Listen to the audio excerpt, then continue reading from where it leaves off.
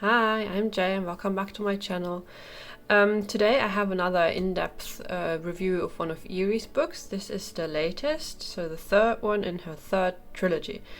And I think it basically translates to walk around the land of fairies and magic, or something like that. But what it actually is, and what maybe the title should be, is about it's about legends. Whereas the second book, have it here somewhere.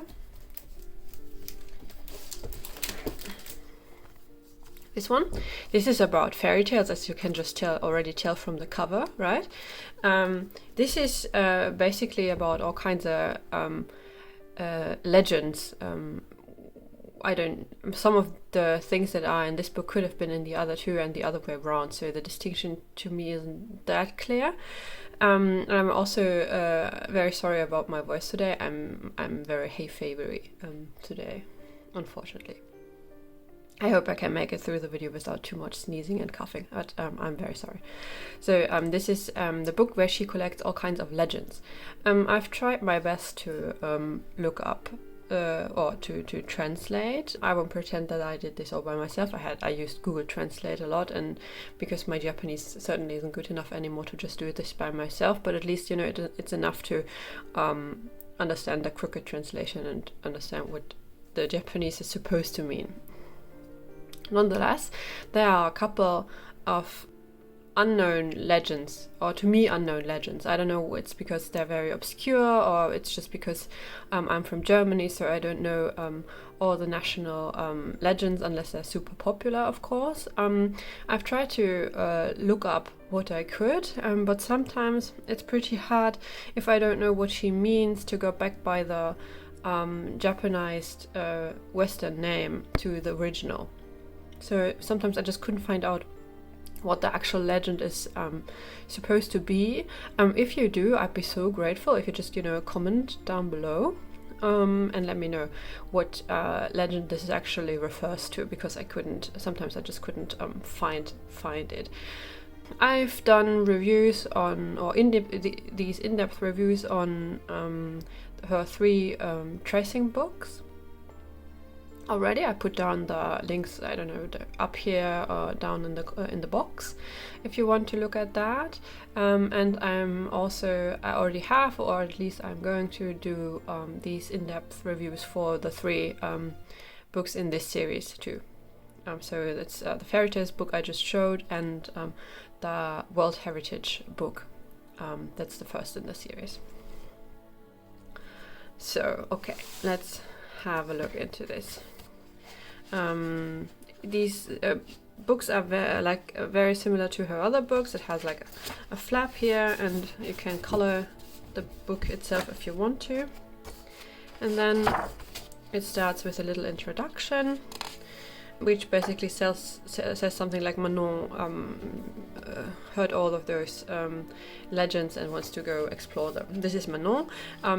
It's like in her Romantic Country series, where she has like main characters that feature in most, I think, of the pictures. This is Manon, and this is I think this is Herschel, the duck.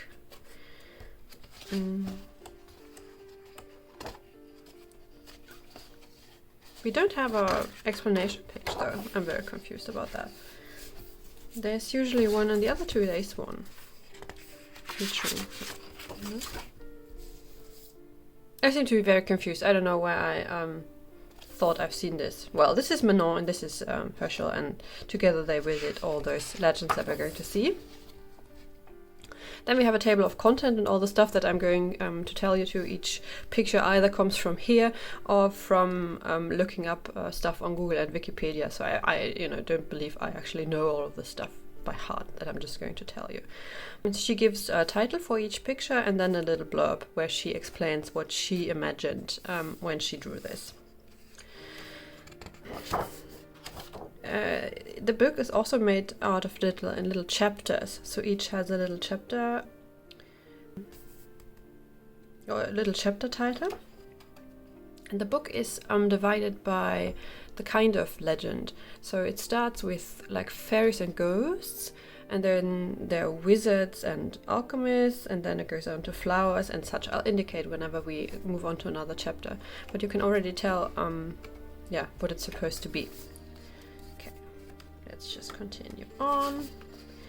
So we start with the first. As I said, the first chapter is Legends of Fairies and Ghosts. And we're already starting with a legend that I don't know, and it's about this fairy ointment. And Eriy says that this fairy ointment is supposed to, if you apply it to your eyelids, then you can see the fairies. So I suppose this is a little like box where the ointment is in. I imagine this is a metal tin or something like that. Maybe these are too. So this is the fairy ointment. On the other side, this is a scene from Summer Night's Dream with the fairy queen Titania and someone whose head has been turned into a donkey. Yeah, so Summer Night's Dream. This is actually some, a legend that I knew. Then the next one is called the Sea Fairy Lawn. And it's supposed to show the seal, which is actually a fairy called Lorne, and the Scottish coast, and the fairy comes to visit the boy. I could not find any actual legend about this fairy called Lorne. What I could find is that there are legends about creatures that turn into seals, or women on land, which are called selkies. In like Scottish folklore, so I think it refers to that, the selkies, but I couldn't find a mention of a woman called Lorne. So if you know that, I'd be so grateful. I looked for this, I think half an hour. Then on this side is an Irish folktale, and I apologize for my pronunciation, which I suppose is wrong.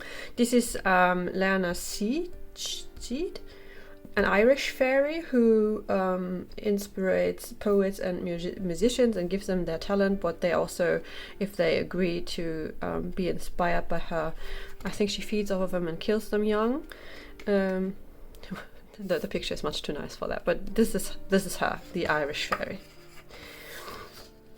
Then another Irish one, and again I apologize for my pronunciation. This is Corlahorn, the drinking fairy, who lives in breweries, and this is supposed to be an Irish brewery with him.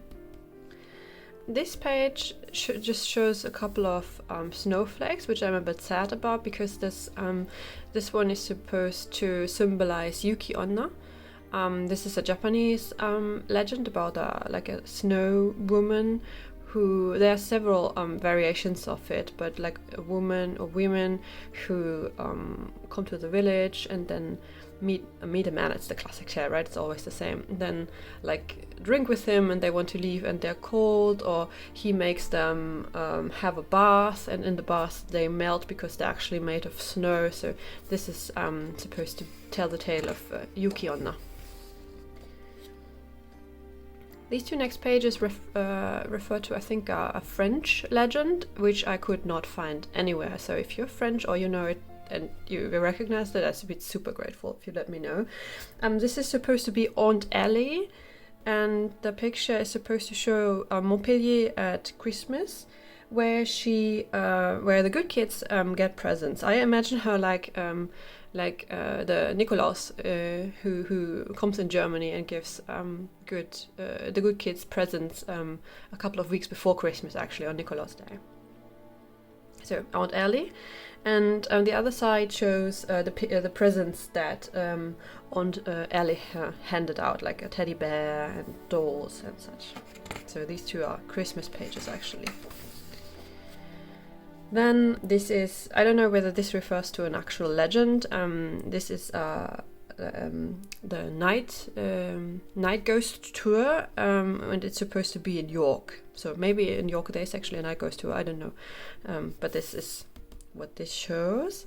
The other side is titled Cute Ghosts, and I think it refers to Halloween, because she writes, dress up in your favorite costume, and has all these. I think they're supposed to be cute. I personally think they're a bit creepy, but okay. It's titled Cute Ghosts, and it also says here Halloween, so it's just a Halloween page where you dress up in the costumes. Sorry. The next one is called Beginning of Halloween. She writes that something about cute embroidery designs from Ireland, which is the birthplace of Halloween, but it just has some little vignettes that are all Halloweenish. So if you're in the Halloween mood, you can just color a little witch, or under sweet. I bet, isn't this a doggy under the ghost costume? Oh, so sweet. And the little spiders, and beginning of Halloween. And then this is actually the start of the next chapter, which is called Legends of Wizards and Alchemists, and it starts with Walpurgisnacht, which is and this is supposed to be a city in Germany called Goslar. And Walpurgisnacht is supposedly the night where the witches come and congregate around a huge fire, and then fly around in their brooms, or on their brooms, through the night. She actually has already done Walpurgisnacht in one of her other books. Let me show you. I remember because I actually colored it. This is her tracing around festivals book, and one of the festivals she actually mentions in the book is Walpurgisnacht. The picture isn't the same at all. They're quite different. This is the one she has in the tracing series about Walpurgisnacht. But you can see it's the witch again. Or a witch again. And I suppose this is Manon and Hashi who wave to the witch by Walpurgisnacht. Then these next two, I don't think refer anything special. This is called Magic Practice. Maybe, I don't know, for Manon it has a bit too long hair, so I don't know. And she makes all these dolls fly. And this is called Magic School, where the cat teacher tries to teach all the little kittens magic. This is so sweet. I look so much forward to color this. Then we have the Devil's Bridge. There is this.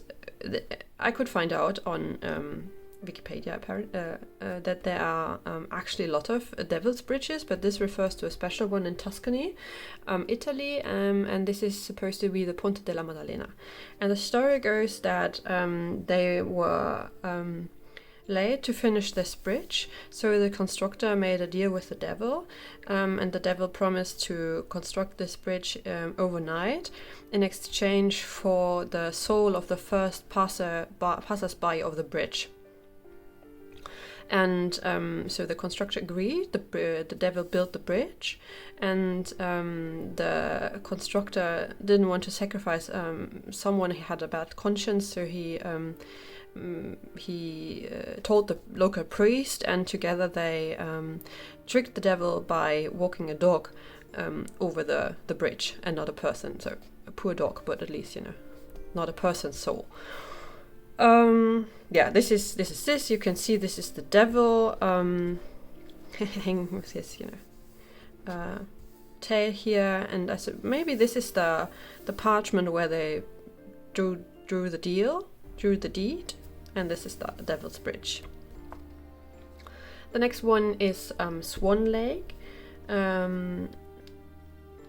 This is quite popular because there's a ballet of that title, and it's basically I think the princess and her ladies who are cursed to be swans, except for one night when they can turn back, and I suppose that's the prince who is going to save them. So Swan Lake. The next two refer to Nicholas Flamel. who I think was a writer and things during his life, and after his death became famous as the first alchemist. And this is supposed to be his house. Again, you have Manon here and Herschel. And on the other side, this is, I suppose, Nicholas Flamel and the Philosopher's Stone. So the stone that can turn everything into gold.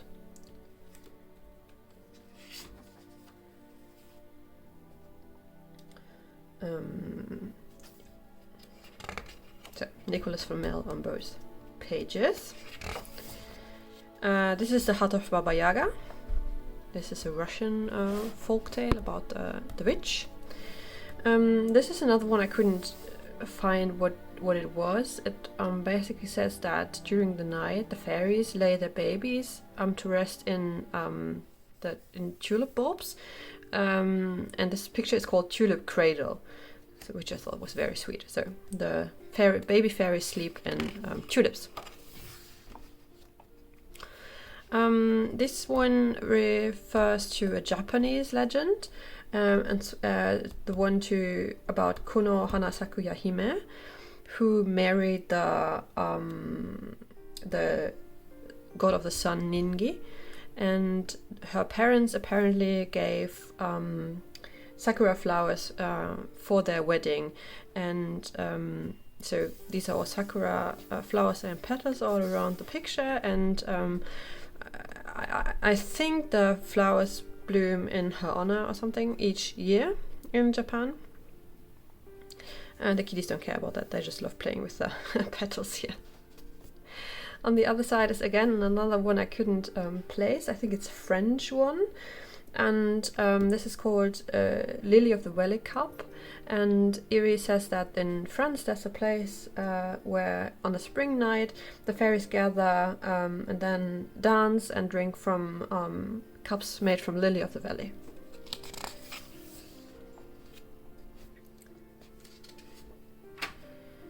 This next one is actually a German one that I didn't know. It's called like Primrose Key to the Castle, and it says that, or Eriy says that these are all like primroses, and one of the primrose is a key to the castle, and if you find it, then the fairy will guide you to the treasure. I actually couldn't find any legend like this, but what I could find was apparently the primrose, or the German name for the flower, is Schlüsselblume, which literally translated is key flower. And I could find a legend where, like, Petrus, is he called Petrus in English? He lost the key to the heavenly gate. It fell to the earth and turned into a primrose, a Schlüsselblume, and that's why it's called what it is. So maybe this is referencing that too. I really love this page because of the story behind it. Oh, kitty. Okay, kitty outtakes at the back of the video. Then the next page is called Daisy Flower Fortune Telling, and this is something I've actually done as a kid too. I don't know whether you know it. It's like you take a daisy and then you pluck off the petals of the daisy one by one and go through the alphabet, like A, B, C, D and such, and then it's going to tell you the name or the initial of the husband you're going to marry. I suppose if you do it often enough, then it turns right. So yeah, this is like fortune telling with daisies. This page is called Manon and the Flower Fairies, and they're just different fairies with different flowers dancing. Then this one is one I'd love if someone actually knows this one and could tell me what it is, because I couldn't find it. The title is Campanula and the Dragon, and I couldn't quite understand the blurb about the story. I think it's something about this girl saved the dragon with an apple or something and was reborn as a campanula, which is this kind of flowers, and this is why there's this girl and the dragon, so she saved him. But I don't know what kind of legend it is, where it's from, or what it actually, I mean, there has to be a longer story about this, right? I'd love to know if you actually have heard about this. So I suppose Campanula was her name, and the flower is named after her, a bit like the primrose or the Schlüsselblume we had a couple of pages back. This is the flower goddess Flora.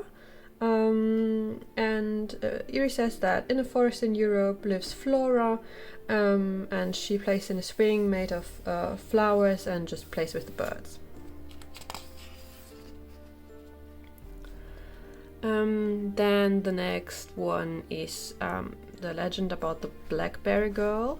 Again, I didn't really understand what the legend itself was. Eriy says it's a legend from Cornwall in England, and the princess was cursed by a witch, and as they all go, was saved by the prince, who then, who saved her. I think this is supposed to be the witch, I suppose. I read it as the prince, but you know, she has a wand, so I think that's it.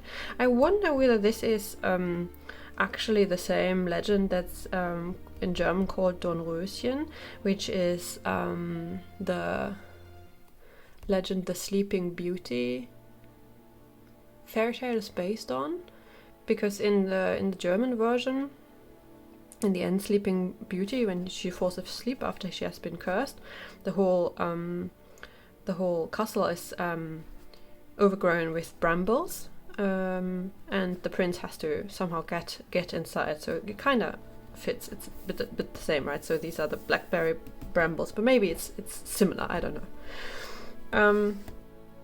This one is so sweet, right? This is she calls it the kissing under the mistletoe, and this obviously references the legend that if you stand under mistletoe and kiss, that it brings good luck. So these are the two kitties under the mistletoe kissing, and this is Christmas, you know, with the Christmas tree and the presents. It's so sweet. So the next one, this is the goddess Iris, who is a messenger for Zeus and Hera, says Eriy. And her symbol is the rainbow, which is symbolized here. And Eriy says, obviously, Iris is bringing a good luck message, or a message of love to this girl. So this is Iris, or bringing a message. Then we go on to the next chapter, which is called Legends of Stars and Constellations. And this is a Russian legend. I couldn't quite make it out again. It's about this girl who searched for water for her sick mother, and then she found it, and in the end, I think where she found the water, it turned into 7 diamonds. And the diamonds then turned into the constellations in the sky. Oh no, not the constellations in the sky, the Big Dipper. That's what that constellation is made out of those 7 diamonds of this Russian legend. Then the next page are, I think she calls it 12 constellations, but it's obviously the Western zodiacs. I love zodiacs. Or I love coloring them, or I love having them. And these are so sweet. This is one of my favorite legends, which I was actually sad that it wasn't in the fairy tale book, but I suppose to Eriy it's not a fairy tale but a legend, so it's here. This is the Legend of Tanabata.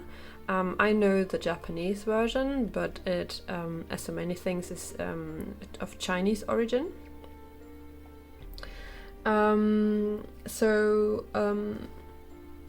I'm going to tell you the Japanese version, which is basically the same. There was this, I think, the weaver and the cow shepherd who were in love with each other, and their love was forbidden for reasons which I have forgotten. So they were placed as stars on different sides of the Milky Way. So the weaver, she's the star Vega. She was placed on this side, and he was placed on the other side of the Milky Way. He's Altair, I think. But on one day each year, on the 7th day of the 7th month, they are allowed to meet, and this is what symbolized here. The day apparently they are allowed to meet, and this is the Milky Way, and this is 2 sides of of the Milky Way, and on Tanabata, so on the day of it, they're allowed to meet. Let me check something. Yeah, she apparently hasn't done Tanabata before. I had just a quick look into the festivals one. I think I already was sad that it wasn't in there either, because I just love Tanabata. Then this is the Lady and the Unicorn. Well, as it says, and Eriy says she has based this picture on a tapestry in Paris, France. I'm going to just put the picture in here. Apparently Wikipedia says there are 6 tapestries, and I think there's one that kind of looks like this, just so you see where Eriy's inspiration comes from. We stay in Paris. This is obviously the Eiffel Tower, and the picture is called Gargoyle and Chess. So Manon is playing chess with the gargoyles from Notre Dame. So apparently, sitting on the cathedral all the time is boring work, so they're playing chess to have a break. Then the next 2 pages are about mermaids, and specifically about the Irish version of the mermaid, which is called Merrow. Merrow. So this is a Merrow. And I haven't seen a specific legend where they go to a crab barber under the sea, but I mean the mermaids, or the mirrors in this case, have to have their get a nice haircut once in a while too, right? So they go to a barber, and this is a little crab, and it's going to snip her hair and make it nice. And on the other side, there's a mirror dresser, is what this picture is called, with a lot of things. A mermaid would need, so a picture in the style of a mermaid, like a pearl necklace, perfume, though I don't know how that works underwater, but whatever, and little earrings. Then we have the picture of a werewolf, very well known. And the next side is very stylized, so you couldn't really recognize what it is, which is a bit sad, because I thought the legend behind this is so interesting. I hadn't heard of it, but this is supposed to reference the Rooster of Barcelos, and the story goes something like that a man was accused of stealing something, and he was innocent, and he was supposed to be hanged, and he said that rather a dead rooster who was roasted on the table of the judge would crawl, then he be or if he would crawl if he was innocent. And well, what do you know, he was supposed to be hanged and the roasted, so dead rooster rose up and crawled, so everybody knew the man was innocent and he was spared. So that's the rooster, I suppose. This is referencing a Czech legend. This is the water side, and this is a vodnik. So it's like a water spirit. It's a bit mischievous, I think, but he looks nice, and the fishes are playing. Next side is obviously Pegasus. This is sweet. Then we have a Kitten Wedding, a fox wedding here, and this references a Japanese legend again, that when you see like mysterious lights or ghost lights in the sky, then it means that there's a Kitsune wedding somewhere. So those are little foxes, and they have a wedding in the night in the bamboo forest. This is we're still in Japanese. This is a Tengu, or this is supposed to be the Tengu mountain or something, and this it's like a spirit, well, with wings. I think their origin is actual birds, and it watches over this little village. Then we go on to the next chapter. Oh, I forgot. Actually, we started at the unicorn one, another chapter. The unicorn one is the chapter of legends of mysterious creatures. So those were all mysterious creatures, obviously, and not stars and constellations. And the next one This is Legends of Gods. So this one is obviously Egypt, ancient Egypt legends. Yeah, and it depicts a couple of Egyptian things. And on the other side, this is Atlantis, or the ruins of Atlantis. Then this double page shows the Greek gods, or the Olympus, the Greek Olympus. So we have Hera and Zeus in the middle, and then I think this is Aphrodite, Dionysus, Poseidon. I think this is Athena with the Owl of Wisdom, and Hephaestus, the smith. And then on this side we have Artemis, Apollo, Apollo, Ares, Demeter, and Hermes. Then I love this one. I think this is my favorite page in all the book. This is for the 4 ancient Chinese gods, and apparently in Chinese mythology there are these 4 gods, and this is the god of the East, depicted by a blue dragon, and it also stands for spring. Then this one is the god of the South, depicted by a vermilion bird, and it stands for summer. Then we have the god of the West, depicted by a white tiger, and it stands for fall. And then we have the god of the North, Gembu, who's signified by a black tortoise, but also seems to always have a snake with it, and this stands for winter. So I think one could do these awesome like seasonal pictures. I love them. I love those. Like the dragon and tiger. Awesome. Then this one is the legend of the Iguazu Falls. Apparently on the border between Brazil and Argentina there are these waterfalls, and legend says that a girl was turned into a rock by a god, as they always do, right? And her lover was transformed into a palm tree on opposite sides of the rocks. And so I hope it was another god, had mercy on them and cast a rainbow between them so that they could meet.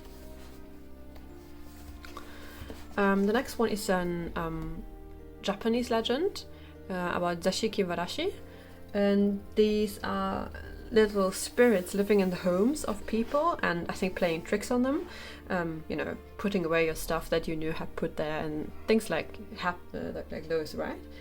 But if you see one, it brings good luck, and Eriy says they are apparently good playmates for kittens. And I think there's one of those in the picture. I don't know whether you can see one.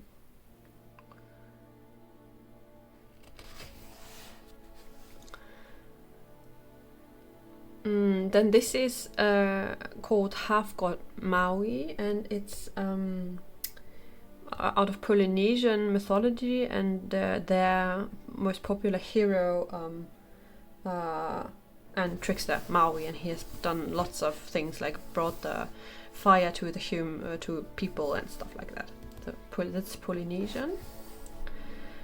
This is Pele and Puliahu, Hawaiian goddesses. One stands for fire and volcanoes, and the other one is snow, and they are fighting each other.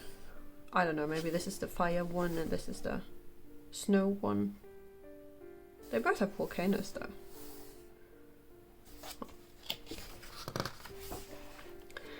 Then we're almost at the end of the book. Sadly, we come to the last chapter. This is Legends of Humans. So this is Cleopatra relaxing with her favorite roses. This is Hypatia, who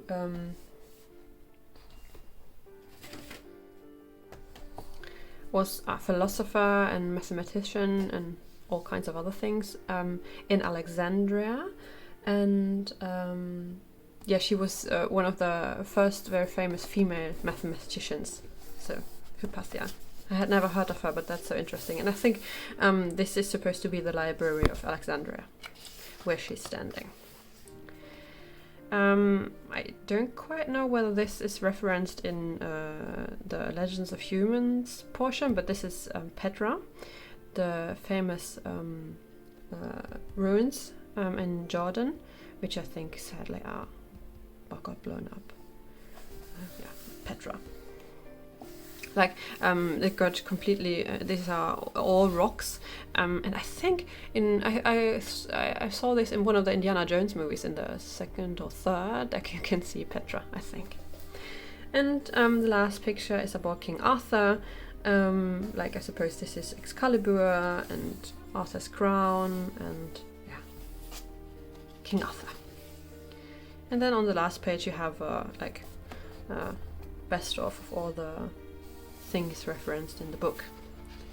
And at the very, very end, yeah, you get a goodbye from Eriy, and then postcards. They are a bit different. I mean, this is obviously Baba Yaga, and this is again the lady with the unicorn, the Woodnik, the cat school, Swan Lake, and Halloween. And little postcards you can cut. Oh no, those aren't postcards. They are like little notes. But those are postcards. So yeah, there you have it. This is the, let's call it the Legends book, Eriy's Legends book. So I hope this was helpful to you. I hope you saw pictures you liked and that you want to color.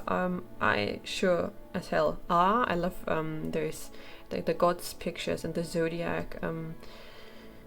So much, and as I keep saying, I love that Eriy gives a little blurb about all her pictures. I mean, if you see a picture and then you know how to color it just by yourself, then of course you can, but I always think it's helpful to have a little push for the imagination to help pick a color scheme and things like that, and that's why I love her books so much, because they are there. If you have any questions or anything, please let me know. I will put the link to the book and everything else down in the box below, and I hope we see you next time in the next video. Bye!